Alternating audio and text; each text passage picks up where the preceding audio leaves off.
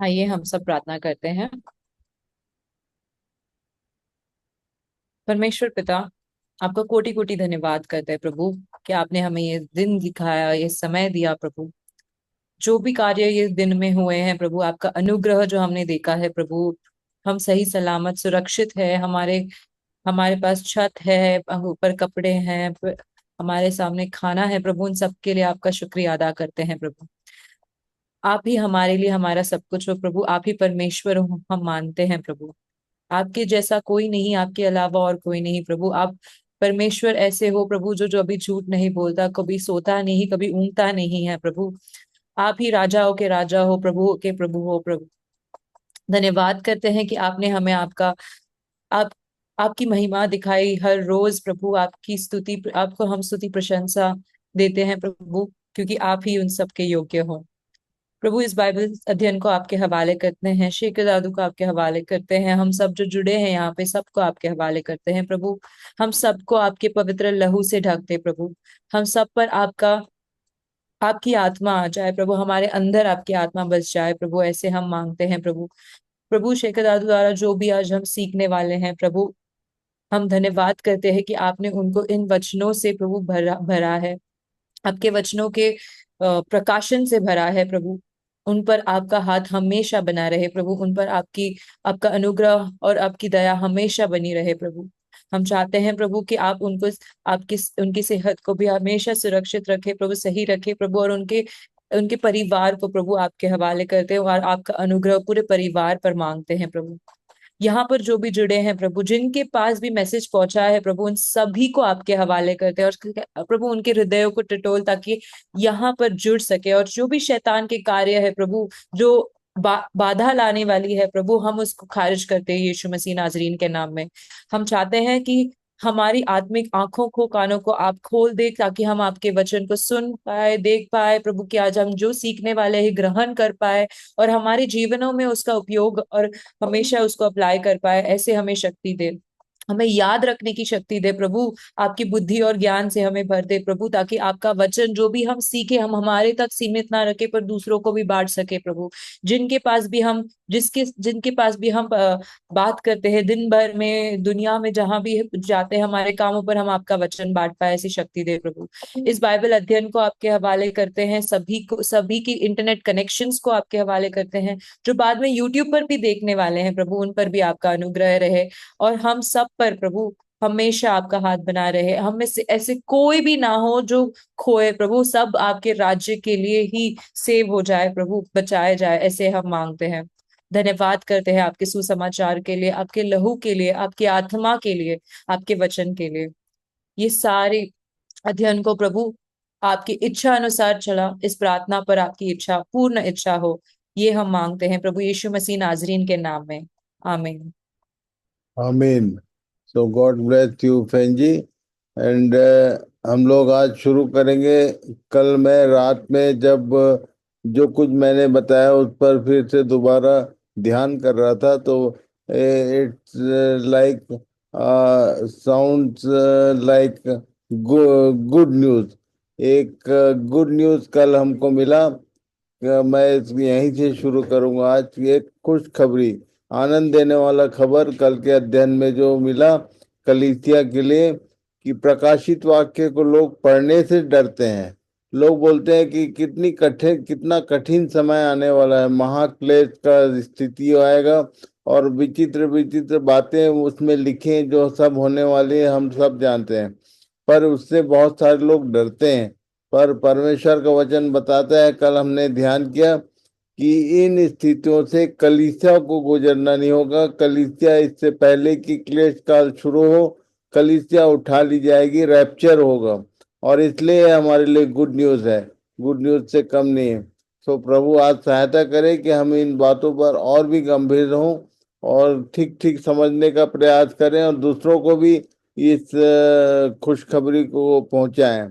एक आनंददायी खबर है कि हम यदि चाहें तो उन सारी स्थितियों से बच सकते हैं। इसलिए प्रभु ने समय से पहले इन बातों को हमें चिताया है। इस चेतावनी के रूप में ये अध्ययन हमारा चल रहा है, और इसलिए प्रभु सहायता करे सबकी, कि हम सब के सब उसकी सिद्ध मनसा को ठीक ठीक समझ सके। रेचल पढ़ो। प्रकाशित वाक्य की बाकी बातें, क्लेश की बातें इसराइल और सांसारिक लोगों के लिए हैं जिन्होंने उसका इनकार किया।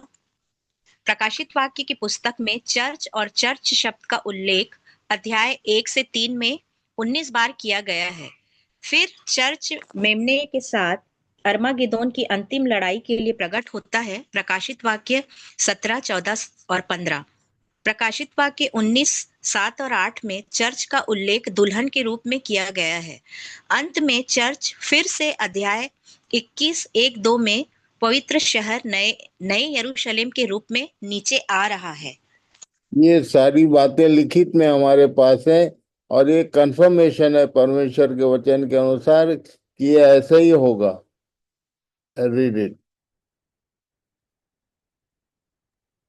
Rest of the things are for the people of Israel and the worldly people who denied him.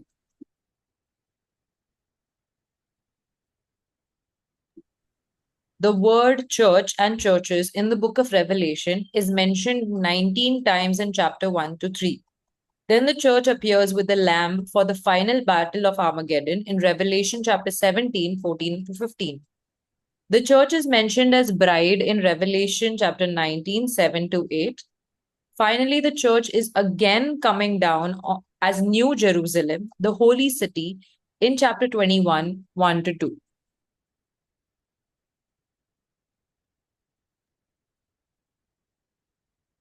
ये गुड न्यूज है, पर सबके लिए नहीं है। It's not a common good news, कि इसको हम लोग समझने का प्रयास करेंगे। कल कुछ बातों को देखा, आज फिर से कुछ आगे की बातों पर दृष्टि करेंगे। पढ़ो। दूसरा कुरिन्थियों 2, 14 से 17 तक। परमेश्वर का धन्यवाद हो जो मसीह में सदा हमको जय के उत्सव में लिए फिरता है और अपने ज्ञान का सुगंध हमारे द्वारा हर जगह फैलाता है, क्योंकि हम परमेश्वर के निकट उद्धार पाने वालों और नाश होने वालों दोनों के लिए मसीह के सुगंध हैं। कितनों के लिए तो मरने के निमित्त मृत्यु की गंध और कितनों के लिए जीवन के निमित्त जीवन की सुगंध।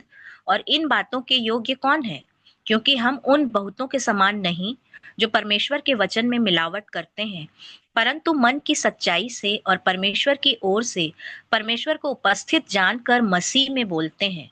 ये पौलुस अपनी बातों पर वजन बना रहा था और बता रहा था, बिल्कुल वही बात मैं भी कह रहा हूँ, कि हम परमेश्वर के निकट उद्धार पाने वालों नाश होने वालों दोनों के लिए मसीह के सुगंध है। मतलब हमारी हमारी बातों को सुनकर जो जो चितौनी के रूप में ग्रहण करता है, विश्वास करता है इन बातों पर और अपनी तैयारी करता है, वो उद्धार पाने वालों में शामिल होगा। और जो इसको डिनाई करेगा, जो इन बातों को समझने के लिए मानने के लिए तैयार नहीं है, वो पक्का है कि वो विनाश में जाएगा। और इसलिए ये पौलुस ने बोला, हम कितनों के लिए मृत्यु की गंध और कितनों के लिए जीवन की सुगंध है। और इसलिए इन बातों पर गंभीरता पूर्वक ध्यान कीजिए। हमारे प्रभु ने क्या बोला, पढ़िए। ये इस लाइन को एक बार फिर से समझने का प्रयास करेंगे। पढ़ो। प्रकाशित वाक्य 4 का 6। और उस सिंहासन के सामने मानो बिल्लौर के समान कांच का सा समुद्र है, और सिंहासन के बीच में और सिंहासन के चारों ओर 4 प्राणी हैं, जिनके आगे पीछे आंखें ही आंखें हैं। And before the throne there was a sea of glass like unto crystal. And in the midst of the throne and round about the throne were four beasts full of eyes before and behind. मतलब ये जो चार प्राणी हैं, इनके चारों ओर आंखें ही आंखें बोलता है, आगे भी आंख पीछे भी आंख। ये देखेंगे, चेक करेंगे कि हमारे भीतर जो लोग वहाँ सिंहासन के सामने समुद्र के की नाई अनगिनत लोग जो इकट्ठे हैं, वो कांच के से व्यक्तित्व रखते हैं कि नहीं, ट्रांसपेरेंट लाइफ है कि नहीं। और इसलिए हमारे प्रभु ने इस विषय में एक बात बोला था। पढ़िए। मत्ती 5 का 8। धन्य है वे जिनके मन शुद्ध हैं, क्योंकि वे परमेश्वर को देखेंगे। Matthew chapter 5 verse 8. Blessed are the pure in heart, for they shall see God. जो लोग हार्ट में प्योर नहीं है, जो क्लियर हार्ट के नहीं है, वो परमेश्वर को नहीं देख सकते। यीशु ने शुरू में ही बोला अपने पहाड़ी उपदेश में 5 अध्याय मत्ती के 8 पद में कि धन्य है वे जिनके मन शुद्ध हैं, वही परमेश्वर को देखेंगे, वो सिंहासन के पास पहुंचेंगे। पढ़िए। यिर्मयाह 17:9 और 10। मन तो सब वस्तुओं से अधिक धोखा देने वाला होता है, उसमें असाध्य रोग लगा है, उसका भेद कौन समझ सकता है। मैं यहोवा मन की खोजता और हृदय को जांचता हूँ, ताकि प्रत्येक जन को उसकी चाल चलन के अनुसार अर्थात उसके कामों का फल दूं। Jeremiah chapter 17, 9 to 10. The heart is deceitful above all things and desperately wicked. Who can know it? I, the Lord, search the heart. I try the reins, even to give every man according to his ways and according to the fruit of his doings. प्रत्येक व्यक्ति का चाल चलन उसके मन के अनुसार ही होता है, या चाल चलन को देखकर हम किसी के मन को देख सकते हैं। हमारे प्रभु ने बोला जो कुछ मन में होता है वही मुंह से बाहर आता है। तो मन के भीतर क्या क्या होता है, इन बातों को ध्यान कीजिए कि आप क्लीन हार्ट हैं या आपके मन में बहुत सारी ऐसी बातें हैं जो नहीं होना चाहिए। पढ़िए। नीति वचन 6:16 से 19। 6 वस्तुओं से यहोवा बैर रखता है, वरन 7 हैं जिनसे उसको घृणा है, अर्थात घमंड से चढ़ी हुई आंखें, झूठ बोलने वाली जीभ और निर्दोष का लोहू बहाने वाले हाथ, अनर्थ कल्पना गढ़ने वाला मन, बुराई करने को वेग दौड़ने वाले पांव, झूठ बोलने वाला साक्षी और भाइयों के बीच में झगड़ा उत्पन्न करने वाला मनुष्य। ये सारी बातें जो आउटपुट में है वो मन से ही आती हैं। झूठ भी एक व्यक्ति मन के कारण बोलता है, लहू बहाने का काम भी मन के कारण होता है, और तब अनर्थ कल्पना करने वाला मन, आदमी बैठा है और बैठे बैठे अनर्थ बातें, बिना मतलब की बातें अपने मन में सोचते रहता है। और उसी को, और कई बार तो मैंने ये देखा कि अनर्थ कल्पना को कई बार कई लोग बोलते हैं कि ये प्रभु ने मुझसे कहा। एक बात याद रखिए। पढ़िए। यहेजकेल 36:26 और 27। मैं तुमको नया मन दूंगा और तुम्हारे भीतर नई आत्मा उत्पन्न करूंगा, और तुम्हारी देह में से पत्थर का हृदय निकाल कर तुमको मांस का हृदय दूंगा, और मैं अपना आत्मा तुम्हारे भीतर देकर ऐसा करूंगा कि तुम मेरी विधियों पर चलोगे और मेरे नियमों को मानकर उसके अनुसार करोगे। ये जो हमारा अशुद्ध हृदय है, हमारा जो मन है, उसको चेंज करूंगा और नया तुम्हारे भीतर अपनी आत्मा दूंगा, बोला उसने। पढ़िए, इंग्लिश में भी पढ़ो। Ezekiel chapter 36, 26 to 27. A new heart also will I give you, and a new spirit will I put within you. And I will take away the stony heart out of your flesh, and I will give you a heart of flesh. And I will put my spirit within you, and cause you to walk in my statutes, and ye shall keep my judgments and do them. ये पत्थर का हृदय और मांस का हृदय क्यों बोला, इसको मैं बता दूं कि कई बार हम अपने मुंह से अनाप शनाप ऐसी ऐसी बातें करते हैं, और जिससे दूसरों को क्या हो रहा है नहीं हो रहा है कोई नहीं फर्क पड़ता है, क्योंकि पत्थर का हृदय अंदर है। जो मन में आया बोल दिए, सामने वाले को क्या खराब लगा, दुख हुआ, क्या हुआ, से मतलब नहीं होता। और इसलिए वो बोल रहा है कि तुमको मैं नया मन दूंगा।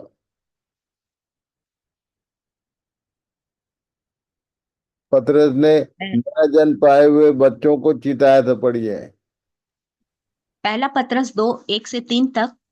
इसलिए सब प्रकार का बैर भाव और छल और कपट और डाह और बदनामी को दूर करके नए जन्मे हुए बच्चों की नाई निर्मल आत्मिक दूध की लालसा करो, ताकि उसके द्वारा उद्धार पाने के लिए बढ़ते जाओ, यदि तुमने प्रभु की कृपा का स्वाद चख लिया है।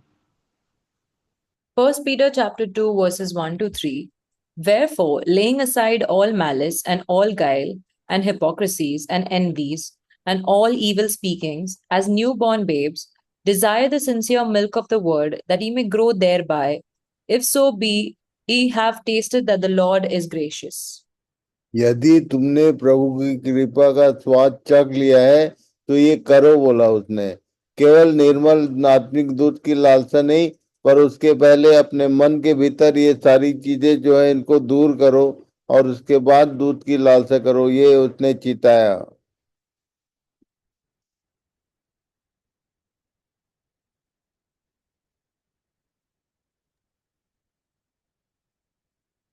अभिषिक्त करूब लूसीफर शैतान बन गया।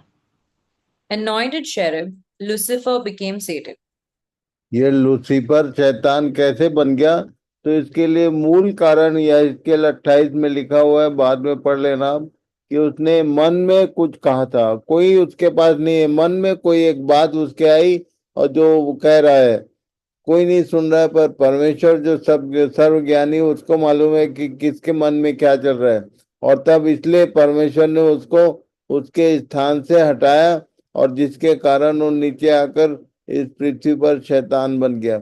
लिखा है कि अभिषेक करूप था ये आप यहेजकेल 28 अध्याय को जरूर पढ़ लेना, जिन लोग नहीं पढ़े हैं पढ़िए। वहां पर लिखा है कि ये अभिषेक करूप था, जिसने मन में फूल कर ये कहा था कि मैं परमेश्वर के सिंहासन पर चढ़ूंगा। ये अपने मन में कोई बात लाया था, कभी कुछ किया नहीं था, केवल उसके मन के भीतर ये विचार। इसलिए अपने अपने मन को ध्यान कीजिए। एक अभिषिक्त जन शैतान बन सकता है यदि मन सही नहीं है। इसलिए मन के भीतर से जलन और ईर्ष्या और क्रोध और ये सारी बातें दूर कीजिए, और नहीं तो कब शैतान में परिवर्तित होंगे आपको पता नहीं चलेगा। और इसलिए प्रभु सहायता करे। वो इसलिए मन की बात उसने बोला, जितने जो ट्रांसपेरेंट जो जो लोग जो यहाँ पर होंगे, जो शुद्ध मन के साथ परमेश्वर की आराधना में लगे हैं, वही वहां पर सिंहासन के सामने कांच के समान पारदर्शी लोगों के समान, समुद्र के कांच का सा समुद्र बोला, उसका मतलब ये है कि वहां पर परमेश्वर के सिंहासन के सामने जो रैप्चर्ड लोग हैं, जो उठाए गए लोग हैं, वो सारे क्लीन हार्ट के लोग हैं। और इसलिए प्रभु सहायता करे कि उसके आने के पहले हमारे सबके हृदय साफ सुथरे हों।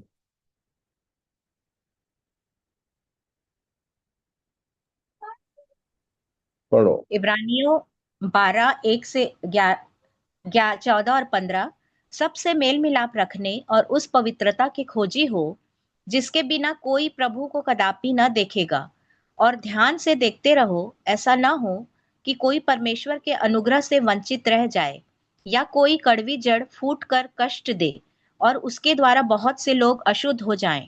ये जड़ कहाँ होती है? हमेशा भीतर होती, दिखती नहीं है। पर जड़ जो है कड़वी जड़, लिखा है कि कोई कड़वी जड़ फूट कर कष्ट न दे। अपने अपने हृदय को चेक करो, ध्यान करिए। सब लोग एक दूसरे की सहायता भी कीजिए कि कड़वी जड़ के कारण बहुत सारे लोग अशुद्ध हो जाते हैं, और लोगों के भी एक कड़वा व्यक्ति दूसरों के मन को भी खराब कर देता है। इसलिए लिखा है कोई कड़वी जड़ फूट कर कष्ट न दे, और उसके द्वारा बहुत से लोग अशुद्ध हो जाएं। तो प्रभु इन सब बातों को समझने में सबकी सहायता करें। Read it. Follow peace with all men and holiness, without which no man shall see the Lord. Looking diligently, lest any man fail of the grace of God, lest any root of the of bitterness springing up trouble you, and thereby many be defiled. बहुत सारे लोग अशुद्ध हो सकते हैं एक जन के भीतर कड़वाहट पैदा हो जाए तो।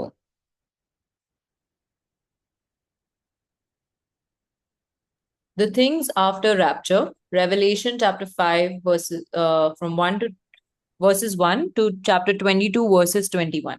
इसको हम लोग फिर बृहस्पतिवार को देखेंगे। और कल कल आपके लिए एक दिन का रेस्ट रहेगा, ताकि आप इन सब बातों को ठीक ठीक समझें।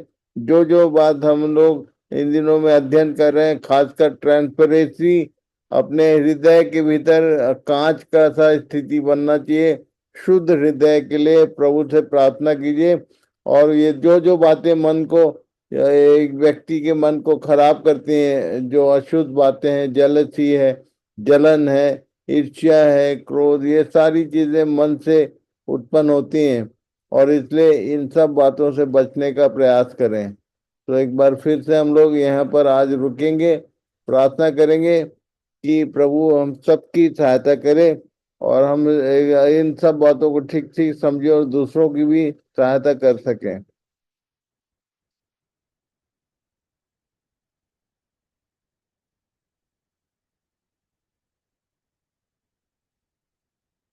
दिनेश फ्रॉम सोनभद्र। सोनभद्र। या प्रार्थना करिए। ठीक है, थैंक यू। प्रभु जी, हम धन्यवाद करते हैं इस समय के लिए जो आपने हमारे बीच में दिया। सच में प्रभु जी, जो कुछ बातें हम लोगों ने सीखा, ये बड़े ही मार्मिक पिता परमेश्वर और हम लोगों के लिए जीवन देने वाली है पिता परमेश्वर। और आपका वचन में लिखा है पिता परमेश्वर के धन्य है वे जो इन बातों को मानते हैं, धन्य है वे जो इसको पढ़ते हैं, और धन्य है वे जो इसको समझते भी हैं, सुनते भी हैं पिता। सो पिता प्रभु जी, सच में ये हमारे जीवन के लिए आपने अपने दास को ठहराया कि तेरे पवित्र वचन की इस गहरी शिक्षा को पिता परमेश्वर अपने जीवन में हम उतारने पाए, जिसे अब तक हम नहीं समझते थे पिता परमेश्वर। लेकिन प्रभु जी, जब प्रभु जी आपके दास के द्वारा प्रभु जी इसको अर्थ अर्थ करके बताया गया पिता परमेश्वर, तो हम उसको और ज्यादा प्रभु जी सूक्ष्म तरीके से गहराई से जानने पाए, और उससे हमारा आत्मिक जीवन जो निखर रहा है पिता परमेश्वर, ये प्रभु जी ये हमें और ज्यादा परिपक्व बनाते जा रहा है। हम इसके लिए धन्यवाद करते हैं पिता परमेश्वर। प्रभु जी, हम प्रार्थना करते हैं आप ऐसे ही पिता परमेश्वर अपने पवित्र वचन को हमारे लिए इस्तेमाल करना, हमारे बीच में अपनी महिमा प्रकट करना। और जो लोगों ने हम लोगों ने इस बात को सीखा है पिता परमेश्वर, आपके एक एक पवित्र वचन को पिता परमेश्वर जो जीवित है, वो प्रभु जी हम लोगों के बीच में बातचीत करने पाए प्रभु जी। हम केवल उसको केवल सुनने वाले नहीं, बल्कि समझने वाले, उस पर चलने वाले, और प्रभु जी हम एक दूसरे को सौंपने वाले भी बनने पाए पिता परमेश्वर। प्रभु जी ऐसा ही अपनी महिमा हमारे जीवन में कर। प्रभु जी आप प्रार्थना करते हैं आपके दास के लिए पिता परमेश्वर। प्रभु जी आप इस बुजुर्ग की अवस्था में जब आप उन्हें इस्तेमाल कर रहे हैं पिता, आप उन्हें सलामती बख्शना, उनके देह प्राण आत्मा सब तेरे हुजूरी में देते हैं प्रभु। और आपकी महिमा उनके जीवन से हमेशा हमेशा ऐसे ही होने पाए। धन्यवाद के साथ सारे विनती प्रार्थना यीशु के नाम में होकर मांगते हैं। आप सुनिए और दया से ग्रहण करें। आमीन। आमीन आमीन। थैंक यू भाई Dinesh. Thank and God bless you all. सबको प्रभु आशीष दे, इन सब बातों की गहरी समझ प्रदान करे। तो आज के दिन हम लोग यहाँ रोकेंगे और परसों मिलेंगे, कल नहीं।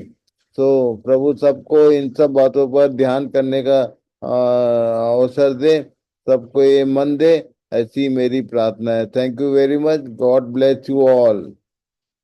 Thank you. Thank you. चलो हेलो। चलो थैंक Shalom. चालू चलो चालू। शालोम. उठून घ्या ना आता मोबाईल परत घेते वेचला. Shalom. लागते.